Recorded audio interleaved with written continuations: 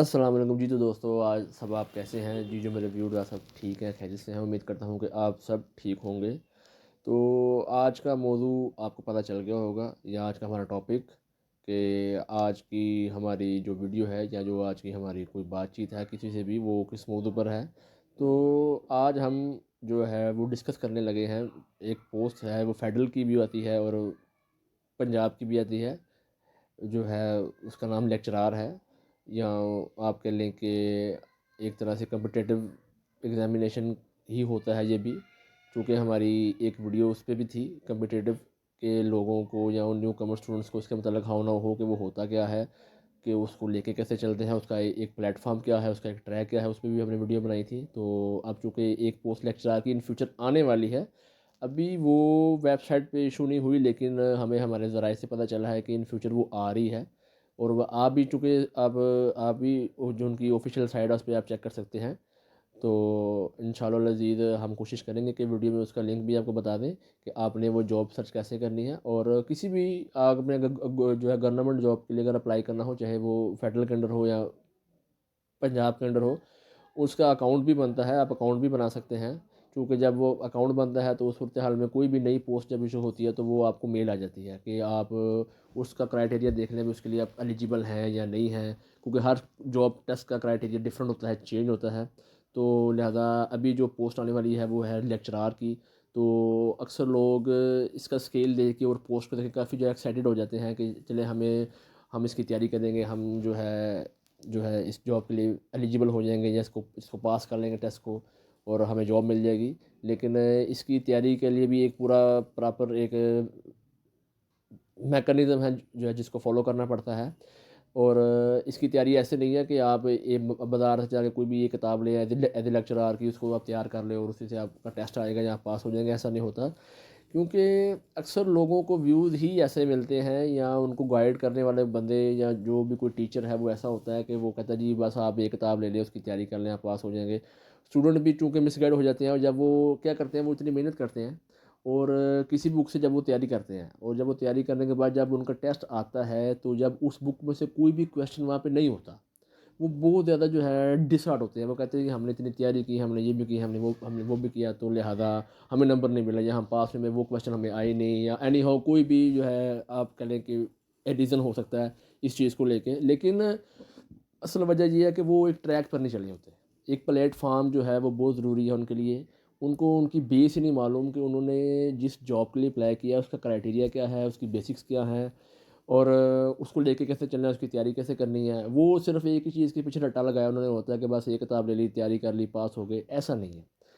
उनके लिए सबसे ज़्यादा ज़रूरी है कि वो अगर लेक्चरार के लिए अप्लाई कर रहे हैं तो उसका जो कोर्स क्राइटेरिया उसको देखें। जो कोर्स क्राइटेरिया है उसको देखने का भी एक तरीक़ाकार है, वो मैं बताता हूँ आपको। तो उसको भी जो है मालूम करने का एक जो है एक मेथड है कि आप किसी जॉब के लिए अगर आप अप्लाई करते हैं तो कोशिश करें कि उसका कोर्स देखें कि अगर आप का सब्जेक्ट बेस कितने मार्क्स का है और जीके का पोर्शन कितना है, या जो भी आप जॉब के लिए अप्लाई कर रहे हैं उसका कोर्स क्राइटेरिया क्या है। कौन सा जो है सब्जेक्ट है वो कितने मार्क्स का है, किस सब्जेक्ट को टाइम आपने ज़्यादा देना है, किस सब्जेक्ट को टाइम आपने कम देना है। ये स्टूडेंट्स को मालूम करना बहुत ज़रूरी होता है। क्योंकि अक्सर स्टूडेंट्स इस चीज़ को स्किप करते हैं, और वो जो है ना, जैसे कहते हैं ना, अन्नेवाह तैयारी करते हैं और वो चीज़ होती नहीं। वो समझते हैं कि शायद ये 9वीं 10वीं का कोई इम्तहान हो रहा है या 11वीं 12वीं का हो रहा है, कि हम ऑब्जेक्टिव्स ले लेंगे या कोई टिप्स ले लेंगे, उसको उसको तैयार कर लेंगे और हमारा पेपर है उसी में से आ जाएगा। ऐसा नहीं होता। इसको तैयारी करने के लिए पूरा एक मैकेनिज़्म उसको फॉलो करना पड़ता है। कोशिश करें, शॉर्ट टाइम में तैयारी करनी है ना आपने, तो चूँकि टाइम कम है, अक्सर होता है कि आपने जॉब के लिए अप्लाई किया तो सिर्फ 1 महीने का टाइम मिला आपको, या आपको 1.5 महीने का टाइम मिला है। तो आपने जब उसकी तैयारी करनी है तो देखें कि सबसे पहले जो उसका प्लेटफॉर्म है, उसका जो कोर्स है वो क्या है। कि इंग्लिश या जीके या पाकिस्तान अफेयर या करंट अफेयर या कंप्यूटर या उर्दू, या जो सब्जेक्ट बेस आपका है वो कितने कितने मार्क्स के आने हैं। जैसे कि अगर आपने लेक्चरार के लिए अप्लाई किया तो जो पीछे उसके 2-3 सालों से टेस्ट जो पीछे गुजरे हैं, उसका क्राइटेरिया ये था कि 80% सब्जेक्ट था और 20% जीके था। अब देखें, 80% सब्जेक्ट है, अगर आप एज ए लेक्चरर अप्लाई करते हैं सपोज इंग्लिश के लिए या उर्दू के लिए या मैथ या physics chemistry bio computer physical education है, फिर फारसी या अरबिया, कितने जो है सब्जेक्ट हैं, सभी का लेक्चरर होता है। तो उसका क्राइटेरिया उन्होंने क्या दिया कि 80% आपका सब्जेक्ट बेस्ड, 20% जीके। अब 80% आपका बेसिक जो है वो मेन सब्जेक्ट है, जैसे आपने सपोज इंग्लिश के लिए अप्लाई किया तो वो 80% आपको वहाँ पे क्वेश्चन जो है इंग्लिश के आने हैं, और 20% जो क्वेश्चन है वो आपको जीके के आने हैं। अब 80% जो इंग्लिश के आने हैं, स्टूडेंट यहाँ पे भी मिस्टेक करते हैं। वो क्या कहते हैं कि सिर्फ इंग्लिश के एमसीक्यू लिए, एक बुक ले ली तो उसको तैयार कर लिया, वो भी ठीक है, लेकिन तो उसका जो है क्राइटेरिया क्या है। जैसे आप सपोज अब देखना मेन सब्जेक्ट आपका इंग्लिश है, तो उसके लिए आपने जो उसका 80 मार्क्स का जो आपका बेसिक जो मेन इंग्लिश आपको आना है, उसके अंदर भी डिवाइडेशन होती है। स्टूडेंट्स को ये बात भी मालूम होनी चाहिए कि अगर वो सपोज इंग्लिश या उर्दू या एनी हो किसी भी सब्जेक्ट के लिए आप अप्लाई कर रहे हैं, तो अगर आपका 80% सब्जेक्ट है, 20% आपका जीके है, तो जो 80% सब्जेक्ट आपका है उसके अंदर भी डिवाइडेशन होती है। कि जैसे इंग्लिश है ना, तो मैं इंग्लिश पे बात करता हूँ, आपको थोड़ा सा बताता हूँ। क्योंकि जो पीछे टेस्ट गुजरे हैं वो सारे इसी बेस पे गुजरे हैं कि इंग्लिश जो था, अगर उसमें अपने अप्लाई किया, अगर 80 मार्क्स आपके इंग्लिश के हैं, तो उसमें ऐसा उन्होंने किया कि जो आपकी इंग्लिश अगर किसी ने मास्टर्स जो है पढ़ा या एमफिल पढ़ा या पीएचडी पढ़ी है, तो उसको इसके मतलब कोई भी सब्जेक्ट के मतलब खाना होगी जिसमें भी अगर वो सफिशेंट है, या जिसमें उन्होंने मास्टर्स किया या एमफिल किया, तो अगर इंग्लिश में किया उन्होंने, तो उसमें क्या करते हैं कि 80% जो सब्जेक्ट आपका है उसमें 30 जो मार्क्स हैं आपके, वो इंग्लिश हिस्ट्री के हैं। और फिर जो 20 मार्क्स हैं उसमें आपकी जो है ग्रामर का पार्ट है, और जो आपके 30 मार्क्स जो पीछे बचते हैं उसमें आपकी उन्होंने जो है ग्रामेटिकल थोड़ा सा पोर्शन दिया होगा, थोड़े से उसमें उन्होंने लिटरेचर को वो थोड़ा बहुत ऐड कर देंगे उसके अंदर। तो इस तरह से उन्होंने मिला के जो है 80 मार्क्स को कवर किया। तो लिहाजा ये भी चीज़ आप जो पॉइंट में रखें कि अगर आपका 80 मार्क्स का सब्जेक्ट बेस है, तो उन्होंने डिवाइड उसको कैसे किया है कि 20 मार्क्स में उन्होंने जो है ग्रामेटिकल पोर्शन दिया है, 20 और 30 मार्क्स में उन्होंने हिस्ट्री को कवर किया है। और जो पीछे आपके 30 मार्क्स बचते हैं उसमें उन्होंने कोई इंग्लिश का जो भी कोई मटेरियल बचता है, जैसे आप कह लें कि उसमें लिंग्विस्टिक का पार्ट लगा लें आप, या आप एसेस का या शॉर्ट स्टोरीज का पार्ट लगा लें, तो वो उन्होंने उसके बीच में वो जो है 30 मार्क्स ऐड किए हैं। और 20 मार्क्स जो पीछे बचते हैं वो है जीके के। अब जीके के अंदर भी डिवाइडेशन है कि जैसे आपके 20 मार्क्स जीके के हैं, तो उसमें उन्होंने कम से कम 7-8 सब्जेक्ट अपने कवर किए हैं। उसमें जोग्राफ़ी है, उसमें कंप्यूटर है, उसमें उर्दू है, उसमें पाकिस्तान अफेयर है, उसमें करंट अफेयर है, उसमें मैथ है। तो आपने या आप चेक कर लें कि जो जो 20 मार्क्स जीके के हैं उसको भी डिवाइड उन्होंने कैसे किया है। वो भी आपके लिए ज़्यादा अच्छा होगा कि इन फ्यूचर आपको तैयारी करने में प्रॉब्लम नहीं आएगी। आपको ये मालूम होगा कि अगर मेरा जीके 20 मार्क्स आया तो उसमें मैथ्स के क्वेश्चन मेरे 2 आने हैं, जीके के जो उसमें जो है करंट अफेयर उसके 4 क्वेश्चन है, पाकिस्तान अफेयर के 4 हैं।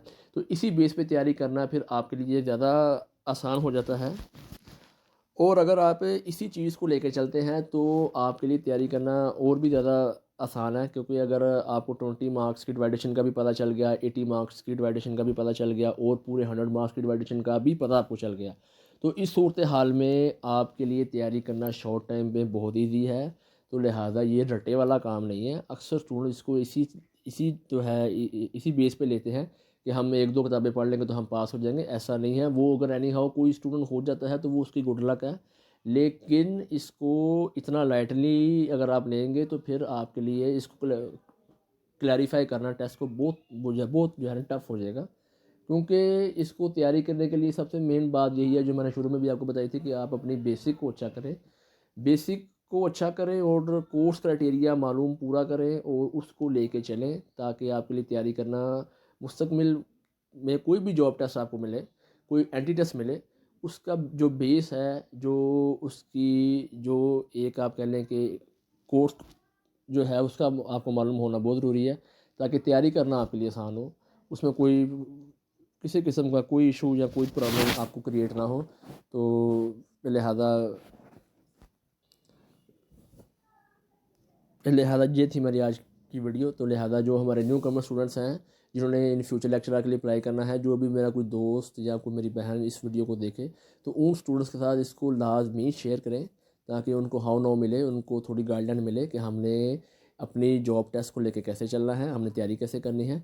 तो प्लीज़ मेरी आप सबसे गुजारिश है कि प्लीज़ इस वीडियो को अगर आपको अच्छी लगे, अगर आपको लगता है कि मैंने जो अब बात आपको बताई है वो इन्फॉर्मेटिव है और आपके लिए वो वाकई कारआमद साबित हुई है, तो मेरी वीडियो को लाइक करें। मेरे चैनल को प्लीज़ जो है सब्सक्राइब करें ताकि मेरा हौसला और बुलंद हो सके, क्योंकि ये जो चैनल है और ये जो वीडियो है ये मैंने लोगों के कहने पर ही की है। लेकिन अगर मुझे आपका फ़ीडबैक मिलेगा तो मेरे लिए ज़्यादा अच्छा है। मैं इंशाल्लाह अज़ीज़ कोशिश करूँगा कि जैसे ही ये पोस्ट अनाउंस होती है तो अगर इसमें कोई अडेंडम ऐड होता है या कोई चीज़ नहीं ऐड होती है तो इंशाल्लाह अज़ीज़ मैं आप सब बहन भाइयों के साथ ज़रूर शेयर करूँगा। और तब तक के लिए अल्लाह हाफ़िज़।